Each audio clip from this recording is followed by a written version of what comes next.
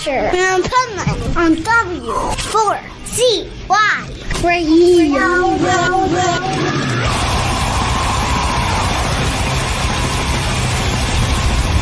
This is the Pipeman here on the Adventures of Pipeman W4CY Radio, and I'm here with our next guest who has some killer new music that we want to talk about, a new single, and oh my God, I love all the story about the whole thing. So let's welcome to the show, SYMETRIA. How are you? Good. How you doing, man? Good. So now I have the most important question right now. Most Absolutely. important. Did I pronounce your band name right? Actually, yes, you did.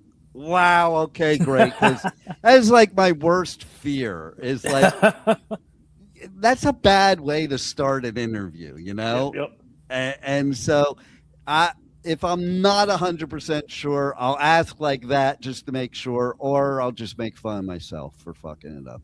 Hey, don't worry, man. It's happened so many times. We've joked around that we got to pull the old Leonard Skinner pronounced SYMETRIA for one of these albums at some point. Right? Exactly. And nowadays it's so hard to find a band name that band names are misspelled. They're pronounced differently than you would think. So I never assume with any band name Right. that I'm pronouncing it properly. Right. Because you never know. So you're celebrating 10 years. You have a new EP, an expanding tour schedule, a lot going on. So let's talk about the new single and lyric video, The Game. All right. So tell me, because I know you guys have like a story behind that song, and I want our listeners to hear the story about behind that song. Yeah, I mean, if I'm not mistaken, that was the first one that Matt really helped us finish writing. So that's, pretty important right there, right off the bat, as far as that piece. He's the newest member of the band coming in. And beyond that, lyrically speaking, it's really about what I call like the game of life, right? There's two games going on that most, from my experience, most people don't fully realize all the time. You got, the game of life where you're playing to win in your life and you don't really think about anything before you, anything after you, or anything like that. And if you're playing it to win that way, you're not really doing much other than, kind of serving yourself. And at the end of it all, if everybody's playing that way, well, then the big game that most people miss out on, the eternal game, gets missed out on completely. And eventually it all falls apart, Yeah. Totally. And that's what I love about the song is that story behind what it really means, because, people listen to songs, they think they know what it means. And sometimes they may be right, or maybe it's their own meaning. But I think we're really in 2026 playing that game of life. Yeah, man. I kind of want to jump off the game board, to be honest. I hear you. Like my wife and I were talking, she's like, what do we do? I'm like, you know what? We just do everything we can to make the world as good a place as possible so that when we come back, we find each other sooner and it's better than it is now. No doubt. And, I've thought of something recently, like, okay, when you go back before the internet, before social media, I don't know that things are necessarily much worse now. Maybe they are, but they're definitely too much more in your face. Right. And so I think some of it shouldn't be so much in our face because, I don't know, it just creates people being a bunch of miserable people because they can't escape all this crap. And there's always been crap as long as there's been politics. Well, and, it's like, there's an over-under here at some point, right? We get to a point where who asked for some of this stuff we're getting? Like, right? I don't remember asking for computers in my car. I don't remember asking for Bluetooth on my grill. And if they're just going to keep force-feeding technology down our throats at some point, like, well, who's asking for this? Because if nobody's asking for it, what are you doing with it? Why are we being, forced and trapped into situations that we may not necessarily want to be in? What a great point. Yeah, if you look back, right, pre-internet, and I'm not anti-internet by any means. I'm anti some things, data centers, AI, surveillance, flock cameras, all that shit. But if you really went back before internet, you stop and think about it, right? If you wanted to see what was going on somewhere else in the world, you went to the library, you got an encyclopedia, somebody had been there, taking pictures, You could go get a National Geographic. You could read about these places that people had been. And then if you decided you wanted to really learn more about it, you went on an adventure for yourself. Now you just sit here and you binge everything on the internet and then go back to your cubicle and punch the clock for 9 to 5. Like, the life we're in is horrible. I'll even go a step further. It's like people don't even care what's said, if it's true or not. They just grab these headlines and run with it. They don't even read articles. Yeah. Like, if you read some of the articles of debate click shit, like, the article doesn't even match the headline, but nobody knows because they don't check it out.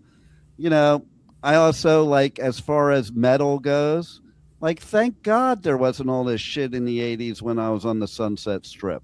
Okay? Like, I don't want a record of any of that shit, Right?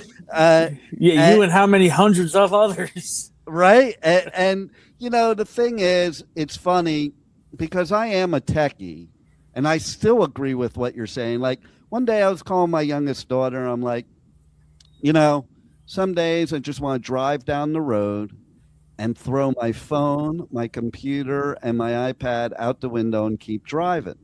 And she goes, Dad, who are you kidding? You're just as addicted to anybody. And I said, yeah, I am, except I come from a time before we had this stuff, and it was much better. It's my stupid generation that built all this shit. Mm-hmm. And we built it because we wanted to make our lives easier.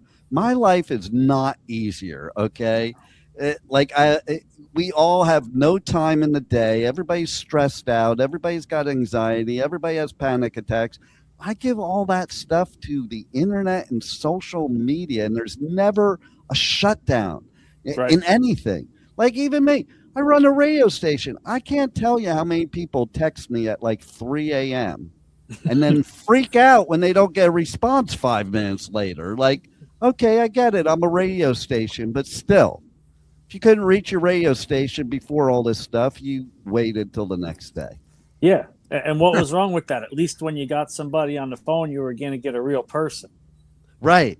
I was thinking about it, too, the other day as I was going to the mailbox, the old school mailbox here at the studio. And I'm like, oh, man, I miss the days when we only had this because, like, you're getting bombarded. I wake up in the morning, I already have 300 emails and they're just from falling asleep, and it's like, Jesus Christ. Like, when the postman came by with your mail, you didn't have 300 pieces of mail ever, like, so it's like, because we have all this, and then, people think because they have all these tools, they should use them all. Just because the tools are available doesn't mean you have to use them. Nope. And I'm 100% on the side with you with AI and the Ring and all that stuff because, listen, I remember in the 80s saying the machines are going to take over. Well, here we are. Yeah, you ain't kidding, man. Here we are. And not only that, but like my kids all have Rings at their house. No, I don't want a Ring at my house so everything I'm doing is videotaped all the freaking time. And I don't find them to feel safer with that Ring. It's more like they get obsessed with watching who comes to their door all the time. To me, it all creates more fear instead. Yeah. We're being sold as security. I don't feel more secure. I also don't feel more secure when Alexa's interrupting my interviews. Okay. Which when I've done them at home instead of in the studio, that'll happen. Like in the middle of an interview, she'll pipe in and like, hey, butt out. And now music, the most important thing. Okay. We need bands like you that are actually musicians, not people just punching a couple things on a computer and making music. Like, that's weird to me. I don't know. Well, first off, thank you very much. I appreciate that. I think we feel the same way. Right? Music's it's got a life of its own, and you got to know how to curate that life within it as you're putting it together. And you don't get that with a keyboard and a synthesizer the way you do with real instruments and real creativity. Exactly. Right. And to follow with that, like, I like all types of music and all that, but you can't call some like a DJ, for example. You know, they're touching buttons here and there. You can't call them musicians because what are they doing musically? Exactly. Like I don't even get. I mean, I did get it when I had to do press coverage for once. I'm like, okay, I get this, but I don't get the whole idea of a DJ concert.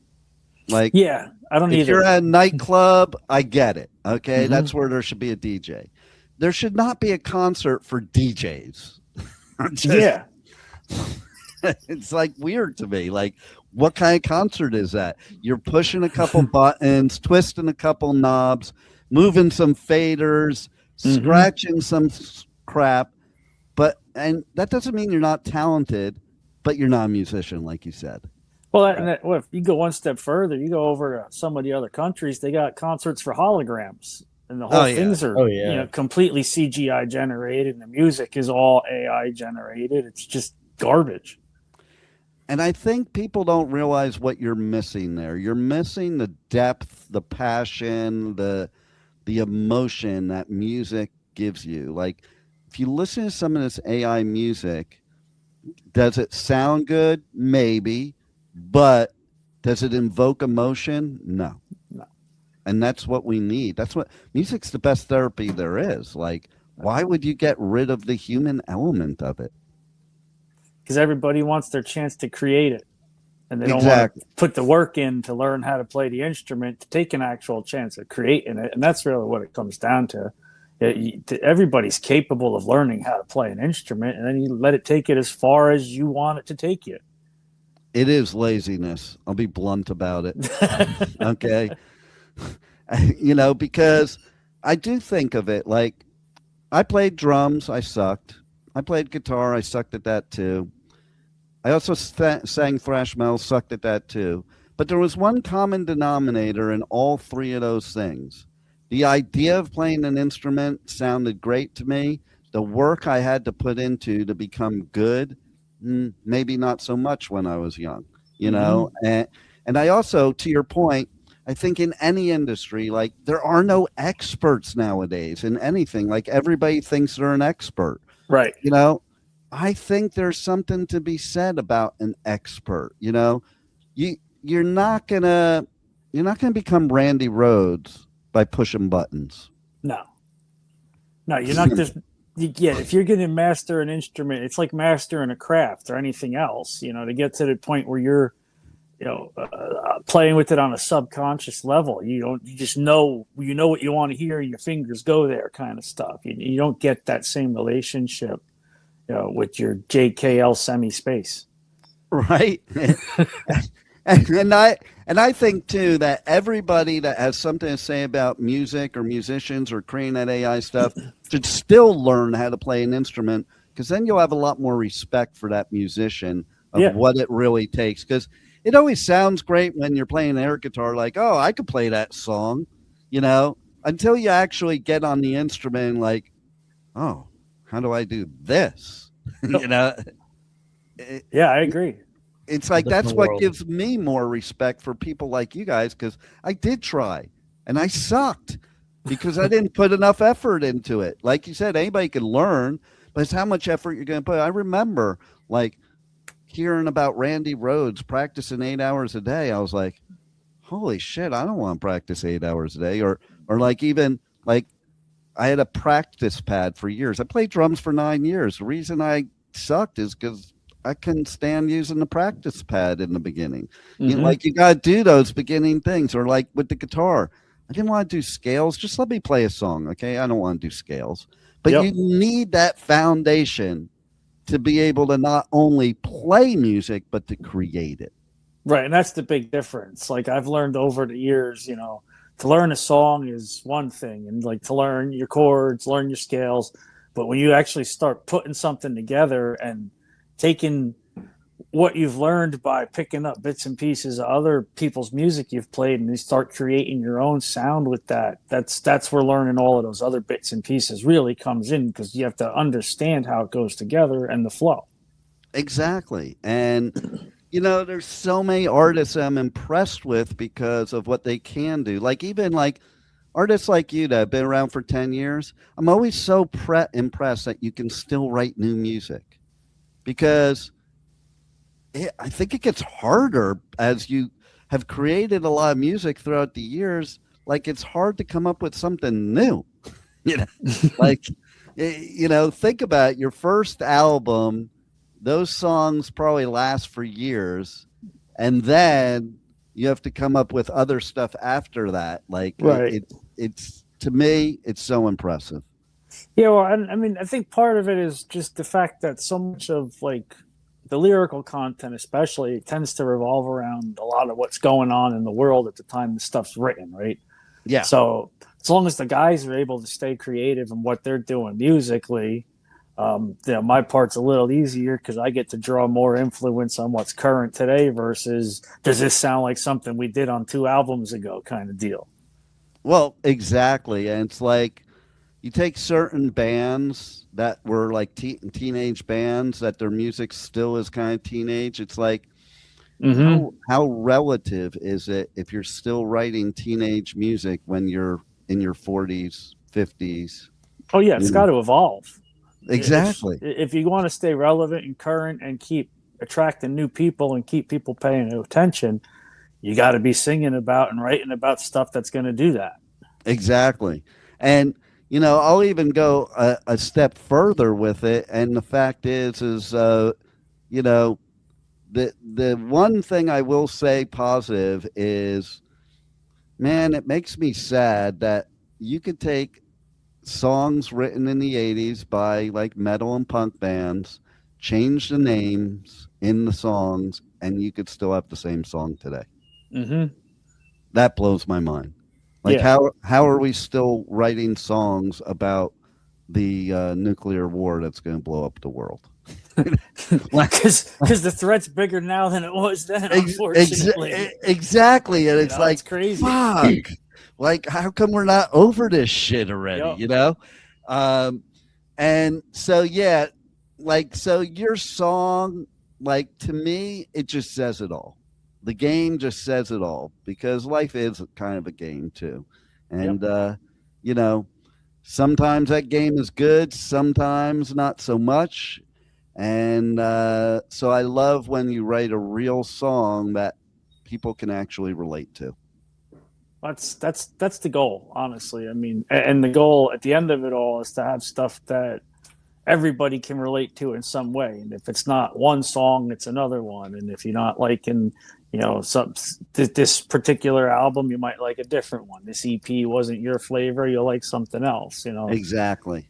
And there's so many people out there looking for something quality to listen to that you just got to put quality material out, I hope. Exactly. And I think that's something AI doesn't do.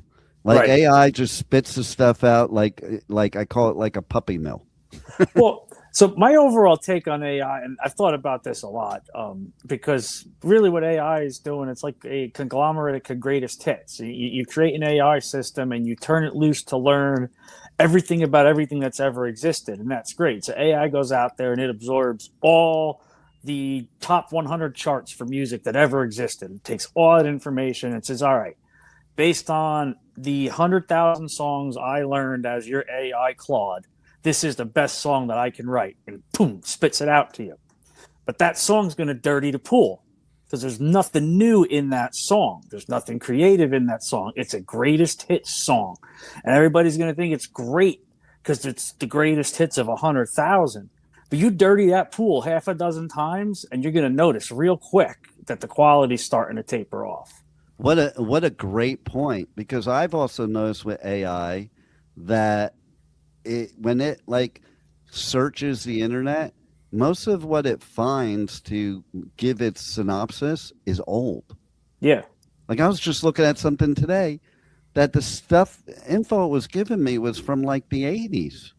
Oh, like, wow. That's not really a relevant that's not today. Relevant. Right? And here's the problem. People don't proofread or double check this stuff. Like, there's a reason we have the AI for free. It's because then it doesn't cost these major corporations any money to do research and development. We're doing it for them. We're trading in the AI for them. Yep. Yeah, because from a corporate side, they have to spend money to use it. Like we got the guys in the office at work, they had to go and take classes and get licensed. And now whenever they use it, you have to use like crypto tokens to run the AI algorithms. It costs money to use. Yeah. And companies aren't realizing that till it's too late. Some of them are already starting to regret the amount of money they're having to spend to get quality products out of the AI service. Exactly. And if there was a live concert you were doing and all the technology took a shit and was gone, you could still do that concert because you're a musician. Yep. What's that artist going to do that only created music using AI? Yeah, forget that. What's the guy who's going to do who can't sing without auto-tune? Well, yeah, well, there you go. I mean, we could go worse than AI if you want. But, right. We could go down the whole rabbit hole there. But you're absolutely right, man. I remember back in the cover days, 20-something years ago, we were playing this little dive bar way up north in Pennsylvania, and we tripped a breaker. So the breaker trips. The only thing left is the drummer and me. Everybody else is gone, and we're playing "Living After Midnight," and the whole bar jumped in. Nice. And it still sounded good. I was still singing. We had a backbeat going with the drums, and everybody else just chimed in and sang along. I love it. I love it. The mainframe didn't shut down. And speaking of performances, you just got done. Like, I go on tour and I do festivals all over the U.S., UK, and Europe, and I am a Jersey boy, and I didn't even know about this festival you just did. Yeah. The New Jersey Metal Fest 11. How was that? I want to hear about that. Matt, why don't you take this one? No, yeah, I thought it went really well. I mean, it was one of our better performances, I'd say, up there with, or at least when I was in it. Because the first show I was in with SYMETRIA, we played at Reverb in Reading, and that was like, the guys said, "Oh, that was the best we've done." But at Metal Fest, I thought it was up there as far as like one of our better shows because the crowd was involved, and I mean, yeah, in the heat of the moment, like I'm thinking, "Oh, I'm playing too fast," but I watched it back and I'm like, oh, I was actually on time. It's crazy what adrenaline will do to you. Right, exactly. And you guys will be back on the 25th at Reverb.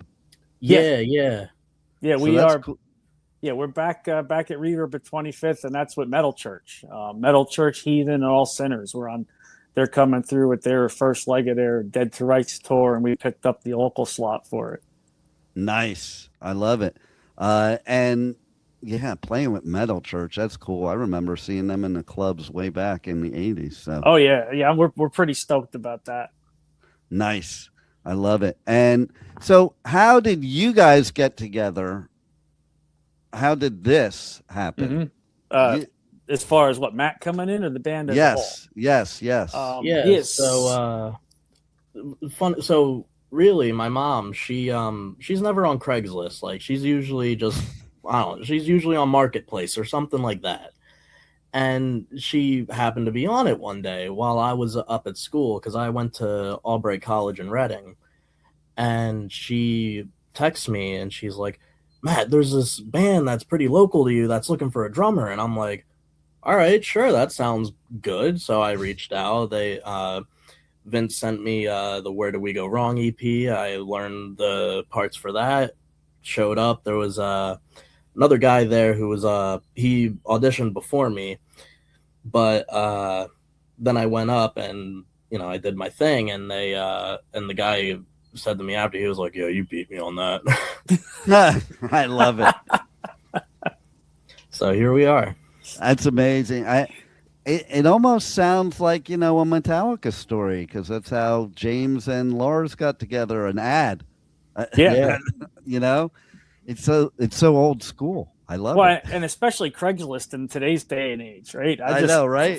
Threw it up on Craigslist to see if anything would happen. And so many people spend so much. It's so hard to find players anymore, especially at this level where you still want somebody that lives local that you can get together with a lot and stuff like that. I understand when you get further up the line, you can be further apart and pick and choose who you use and stuff because everybody's doing it full time. But we all have jobs, so we're lucky to get together twice a week to keep working on stuff. And having somebody local is really hard. And we found Matt. I think Kenny told us. I think we found Matt within 3 months of Kenny saying that he was going to be stepping out without a problem. And we're sure Matt's not a serial killer, right? Because that's a lot that comes off of Craigslist too. No. It wasn't me on Craigslist. It was my mom. So she's got to get looked into. Oh well, we have to worry about your mom then. Okay, keep an eye out for her. But I think, coming up on being officially in the band almost a year. Yes, September, right? Would be a year. Yeah, September will be a year. So safe to say, I haven't killed anyone yet or have any ideas. That we know of. That we know. Well, yeah. I don't want to see you guys like a made for Lifetime movie or anything. No. The only serial killers we keep around is Milk. Don't worry about it. Right? I love it. That's great. So tell us what else people should know about SYMETRIA. Well, yeah, so outside of the Metal Church show coming up, a couple weeks after that, we're playing a fairly local show up here at the Schuylkill County Fairgrounds for the Veterans Association for the coal region. They're doing a 2-day festival to raise money and awareness for the veterans. Some national acts are coming in, a bunch of local bands are playing. And then we got Labor Day weekend, we are heading out to Ohio to play the Smoking Coals rally in Bloomville. Nice. That's our first time on something that big. I believe like Lita Ford, Hinder, and a couple others of that scale are headlining that one. 2 weeks after that, we're in Allentown at a local place called the Allentown Arts Gallery. And then November 1st, we're down in Birdsboro with friends of ours for their annual big B&R Fest, they call it. It's a big local metal band concert with a bunch of bands that have been in the Reading area for anywhere from 10 to 30 years, depending on who's there. I love it. And I love that you're going to be playing with Lita Ford. She's actually come in our studio here because she lives in South Florida. Oh, cool. And she is cool as hell. Like, you never know sometimes with people. Right. But that's why I find the icons like her are always the ones that are cool as hell. It's usually the bands that think they're icons and aren't that are not cool as hell. It's like you mentioned Leonard Skinner. I interviewed them 3 times before Rosington died. Okay. And those dudes, they're just good old boys. They have no clue that they're Leonard Skinner like they do, but, not by their attitude. They were just laughing the whole interview. Like they're just having a good time. And that's the way it should be, man. It's music. Yep. You can't take yourself too seriously. No, take serious about your craft, but not about who you are. Yeah, if you're blessed enough to be out there doing it at a professional level, it should be fun. Oh, you know what? At any level. Yep. If you're not having fun playing music, that's the wrong career because most of it sucks. It's the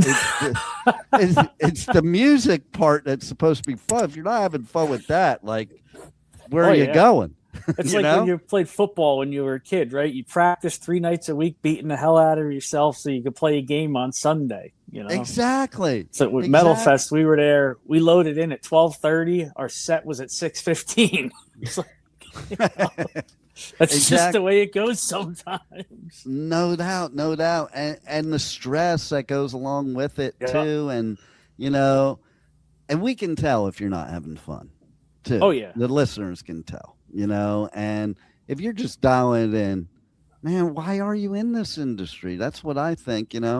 I remember I was serious about getting in the industry, but it was wrong time of life for metal because they were converting all these bands I knew into hair metal bands. I was watching the record labels backstage saying, okay, you're going to play your music like this now, you're going to dress like this. I'm like, I'm out. Fuck this. Like, hell yeah, dude. Why be in music if you're not doing what you absolutely love and have passion for, and just doing it as a job?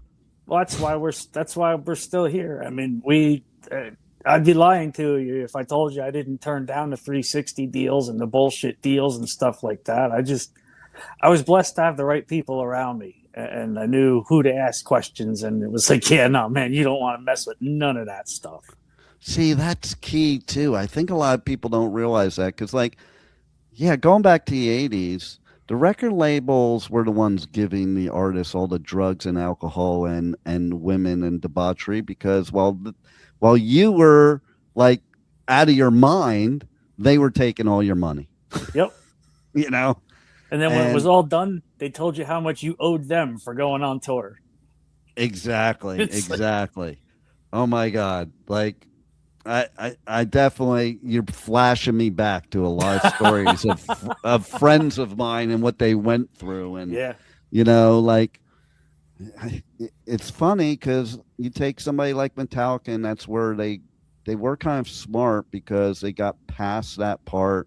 They left LA to get away from that, you know, and it is pretty funny, though, because I am originally a Jersey boy, but my dad, 1980, comes up to me. I was 12, and he's like, "Pack your bags. We're moving to California in 3 days." And so, like, I thought it sucked when he said that. Now looking back, well, that was great. What a perfect time to end up at the Sunset Strip. Yeah, no shit. And that whole area. And then I went back to Jersey for college, and I kind of laughed because, like, so I was at Metallica's first show ever. And then when they left LA, me and my bro used to hitchhike up to the Bay Area, you know, to catch them up there. And so then I go back to Jersey, and where am I in Jersey? I'm in Old Bridge is where I'm living, the Old Bridge militia. And I my friends there all loved to say that Metallica was from New Jersey, and I used to say to them, yeah, after they were from the Bay Area, after they were from LA. Right. Like it's so funny. If you go to those three places, they all claim that that's where Metallica originated. Well, yeah, and the irony in all that is, right, I was fortunate enough to talk to Chris, the head of the Old Bridge Militia, before he passed a few years back. And I was sitting in the bar one night. We're watching the classic car auction, and we're talking about that era and Johnny Z and what he did bringing Metallica out and everything. And he's like, dude, the thing people don't realize is Metallica was only here for like 6 to 9 months. Right. And then they were gone. He's like, exactly. They dominated Jersey for 6-7 months, and then boom, they were gone. Which is amazing because the one that you think you would lay claim to would be Anthrax, since they're actually from New York. Yeah. And but it was like a very interesting scenario, the whole Old Bridge Militia thing. And like, who would have thought? And Hunka Bunkas and English Town. Like I would have never thought of like, ooh, English Town is the place for metal.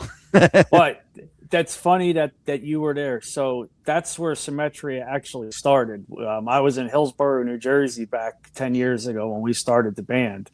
And the first couple places we played were Dingbats up in Clifton, Brighton Bar down in Long Branch.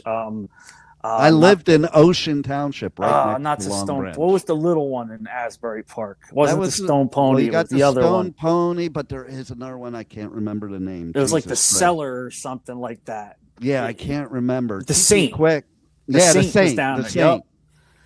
TT Quick used to play there all the time. Yeah. Yep. You got it. So we actually, the first CD was supported by the Old Bridge Militia. One of the guys from down there picked it up. He sent it out to a DJ that's on the air at a college station in Lincoln, Nebraska. It's been on SOU, yeah. We actually interviewed up at SOU back in 2018. So, nice. And then, so they were really supportive of us early on. So it's pretty cool that you were tied up with them too there. Yeah, it is kind of wild. Like, I think about in the different scenes I was in, and like it's so wild. It's almost like then was a cultish time. Yeah, much less and much more so than now. Now, like, listen, we didn't listen to any metal if it was played on the radio, besides something like SOU. Right. SOU was okay. You know, but if it was played on like PLJ or some shit like that, nope, I'm out. And now you got like bands like Lorna Shore that are like rising in the pop charts. Yeah. And I'm like, wow, It's wild. It's definitely an interesting time. Right? You know, they say metal's dead. I don't know. I go to these festivals where there's over 100,000 people. I don't think it's dead at all. I think that's what they want you to believe. I think we've seen a lot of stuff, coming back. I mean, I even saw a post the other day. Timmy McMurtry and Billy Milano from MOD finally buried the hatchet, and they're, stopping their feud and talking about like doing stuff together and things. Wow. Like you're talking a lot of. I've seen so many of the older heads getting active again and working problems out with each other and just doing the right thing for the music finally. And you're older, so you're not as much of an asshole as when you're younger. Yeah, sooner or later you got to calm down, right? Exactly. But I do know that, like, I was really bummed out. Last year, one of the festivals I do was going to have SOD, but it was tribute to SOD, but it was Scott Ian. It was Jamie Josta was going to sing. Okay. And then it was Scott's son playing drums, which he's really, really good. Who was it on guitar? Was it Demo? I can't remember who it was on guitar. And it was like, I was so excited, and then it got squashed because Billy Milano was like, nope, you guys. Yeah. He didn't. I guess he didn't squash with Scott Ian. Yeah. Maybe he's making the rounds. He'll knock on Scotty's door next. I know, right? Because he did say some shit last year, and then all of a sudden it just didn't happen. But yeah, I'll tell you what, though, it was funny. I was covering Grass Papa a few years ago, and so Mr. Bungle played. Okay. And so they do a cover of Speak English or Die, but they don't say English. Okay, so like in the States, I saw them play, and they were like Speak Spanish or Die. And then there, they called it Speak Flemish or Die, because that little part of Belgium where that festival is, that's their language. Okay. You know, there's like 3 languages in Belgium, but that one is just for that. Like, imagine if you had your own language for Reading. Right. That's what it was like. Well, you kind of do. Let's not be wrong. Well, that's true. That's true. It's like I can pick what part of Jersey, what town somebody is from in Jersey. Oh, yeah. You know, by listening to them. And, of course, every borough of New York, you can tell the difference. You know, people down here in Florida, they think we all sound the same, but it's the same thing as anything. Like, yeah, I could tell in that whole tri-state area, oh, you're from here, and how'd you know? They obviously know how you know because you're from that area. Right. So how do people reach out to you guys? Check out the new music, check out the lyric video, and everything else. Yeah, so basically you could pop in the band name just as it's spelled, SYMETRIA, SYMETRIA, into wherever you search your music, and we'll come up. We're on Apple Music, we're on Spotify, we stream on Tidal, we stream on Deezer, YouTube Music. We have a YouTube channel that has various concert videos, live footage, as well as the lyric video for the game is up there. You could check it out there. Our Facebook page you could find on Facebook, SYMETRIA Band, and you can follow us there. And we're in the process of getting a website launched because after 10 years, I guess it's time. It might be time. It might be time. Just in time for people to not use websites. Yeah, that's about where we're going. But actually, it'll be nice to be able to get merch out to people on a broader scale. So that'll be one of the biggest tools for it. And it gives me a spot to park the EPK. And with hoping to grow and continue on at least the festivals and get on out tour once or twice here in the next coming years, having that EPK online will be a big deal help. Nice. And so if a video game was going to use your song in the game, which video game would you want it to be? That's a question for Matt, because I haven't played video games probably in 30 years. So you're saying the song, the game, what game would it be part of? What game would you want it to be part of? Yeah. I'm gonna say Doom. Any of the Doom games. All right. Nice. Because that has like a very like Metallica kind of feel, like like that, just sort of upbeat stuff. But I don't know. To me, the game, it gives sort of like a drive. Like, hey, we got to start a revolution. Let's fuck shit up, you know? Hell There yeah, you man. go. And see, like I asked that question because, like, with a name like the game, it should be part of a video game. Just saying. Hey, look, our bank account's more than willing to receive checks and sign these documents. Right? Exactly. So what do you think Matt has brought to the table? Honestly, here's an idea, right? Here's the best way to describe what Matt's brought to the table. The last practice before the show, we were jamming after we ran the set. And, we're, other than Matt, we're all in our 40s and 50s. So we're a bunch of old heads. So Mike starts playing Am I Evil? Brian jumps in. Kevin's going along. And Matt never came in.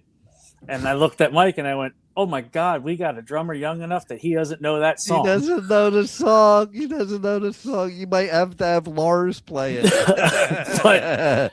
But, at the same time, he's brought so much stuff just in screwing around at practice that we've never imagined being able to add to our music already, that I can't wait to see what writing continues to bring with him.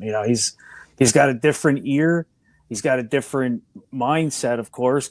And at the same time, he's as big an Alice Cooper fan as I am. Nice. So it's a really cool element to have somebody with his younger musical taste and experience and different feel for things to come in and still be as connected to, at least I am, with some of the older music and stuff that, I grew up listening to my father's records of Alice Cooper, $1 Billion Babies, Welcome to My Nightmare and stuff. So it's awesome. Yeah. And see, I think that, in my opinion, that's also what Matt brings to the table. It is 2026. So I think you kind of need both the older view and the younger view to be relevant. Absolutely. And I think it adds a lot. It says a lot about us as musicians and our ability to stay current. I mean, yeah, and there was no hesitation. Like I've played with guys that would have been like, how old is he? Oh, he's too young. I don't even think we asked him how old he was till the second or third practice. He came in, had the chops, and started jamming, man. It's music. That's what it's about. That's key. It's like Ty, Robert's son, playing with Suicidal now. He's so young, but man, he just makes sense. Yeah. And brings that younger feel to it. And Mike still has like the energy of a youth. And, so you need to have somebody young to keep up with him. Yeah. And if you're going to try to be a current band, like, you don't go out and find another 55-year-old drummer to sit in behind the kit if you want to keep going for another 20 years, not when you've got somebody that's young, powerful, and enthusiastic and wants to come and play. I got to tell you, too, to your point, I'm 59, and I couldn't imagine touring playing drums. Right. Like, I think any other, like guitar, singing, whatever's got to be easier at this age. But, yes, if you're playing some, like, Beatles music, maybe, but but not playing metal. Like, I'm in amazement at some of the drummers that they can, even keep up without dying, because I don't think people realize how much brutal work it is to be a metal drummer. You have to be in good shape. Man. Yeah. You have to be in good shape. Well, I'm not in great shape, but I'm working on that. You're in great shape for drumming. Yeah. No, yeah. Two different things, yeah. We'll keep you busy. We'll sweat you into shape. Yeah, it was after, I don't know, it was like my second or third show, and it was at like this little dive bar or something, and after the show, like I had like a gray shirt on, and it was just black, like with sweat afterwards, and Brian, his wife was like, Matt, get a different shirt. It's cold outside. You're gonna get sick. Like, so I just got one from the merch table, and all. Yeah. Like, all right. Yeah. Oh my God, I love it. Because you brought me back to a Slayer show I was at Lemore's in the middle of winter. And I was sweating from head to toe and walked outside. I didn't feel it for like 15 minutes, but it was, I don't know, it was like 0 out or something like that. And I was like, dripping wet. And yeah, I was very grateful for the drive back because Oh yeah. Even with the heat, it was still like, oh yeah, I can feel every inch of my skin. right. And then once it's clammy, forget it. Now you're just cold. Yeah, Exactly. Like that's another thing too. Being a drummer in the different weather, like even the fact of playing here in South Florida as a drummer, Jesus Christ, with it being feels like 109. How are you drumming? And that humidity. I'm like, oh my God. Like there's some bands I've interviewed and down here or at like Rockville, and I'm like, how do you even dress like that on stage, man? Like I moved down here and I'm permanently, I have two types of shorts. My summer shorts and my winter shorts. The winter shorts are a little longer and a little thicker. Okay. That's the extent of my winter down here. So I can't even imagine. Yeah. I can't even imagine performing anything on stage down here. I have a hard enough time doing press with that weather. It's like, but getting up on stage and giving all you got. See, these are things I like to point out to listeners that they realize that there's a lot that you guys put into a live show. Mm-hmm. You're not just having fun. Are you having fun? Yes, you're having fun. But there's a lot of effort and sacrifice and work that goes into that. And I think everybody needs to know that it's not like, oh, look at them, they got lucky, and they got a dream job. Yeah, I'd like to see most of those people say that, do what you guys do, to be honest. Oh, well, thank you. Yeah. I mean, it does like mad respect, and even the fact of doing festivals. Okay. So you guys know about like festival flu, and I get it all the time. You're breathing in that dust. I always wonder how artists are up there playing, especially singers, and singing while that dust is going in your throat. Because I get that while I'm doing interviews, and like I lose my voice first day, right. of doing interviews, and I can't breathe, and my nose is stuffed up.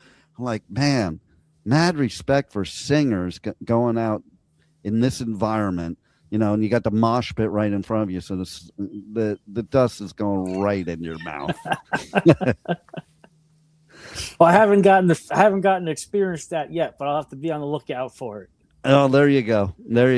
We'll have to get you on some of the DWP festivals. See, do that. Yeah, that's what I've been. That's one of my goals right now, because I go to the Sonic Temple every year, and I said, you know what, we got to like, that's a goal. Like, play any of the stages there. Yeah. Yep. I do Sonic every year. A couple weeks I'll be at Incarceration. One's a cool. That's a cool festival, because that's at the Shawshank Prison. Oh, that's awesome. Yeah, it's badass. Like, my daughter will always go. She's like, "So you excited about this festival?" I'm like, "Well, I love doing it. I don't know if excited's the right word when you're doing it every weekend." But then the first time I did that festival, I called her up. I'm like, "Now I'm excited. I'm calling you from the prison yard of Shawshank." And that is cool. Right. And then I'm like, I'm taking pictures like before the festival starts, like in the morning. There's this other band member taking pictures. And he's like, "Hey, can you take my picture and I'll take yours?" He goes, "Look at us. We're fanboying out on Shawshank Prison." So, yeah, let's get you to those festivals. It sounds good to me, man. I'd love it. There you go. Well, anything else you want to add that the listeners need to know that we haven't covered already? No, I think we about covered it, man. Hopefully they, like I said, look us up wherever you look for music and give us a follow, check it out, and hopefully we'll see you live. Absolutely. Well, you guys keep rocking, and Matt, you keep those old dudes in line. I'll do my best. And he is the timekeeper. There it is. And so you better make sure you're on time. Yes. Because I said, "Hey, I need a click," and then Vince was like, No, you don't. You're good. That's great. We were instantly tighter when he came in, so he is our click. I love it. Well, that's amazing. Your music's amazing. Thank you. Thanks for still making music, and thanks for being on the Adventures of Pipe Man. Hey, as long as Thank there's you. people there to listen, we'll make it. So thank you very much for having us, man. You got it. Take it easy. Thank you for listening to the Adventures of Pipeman on W4CY Radio.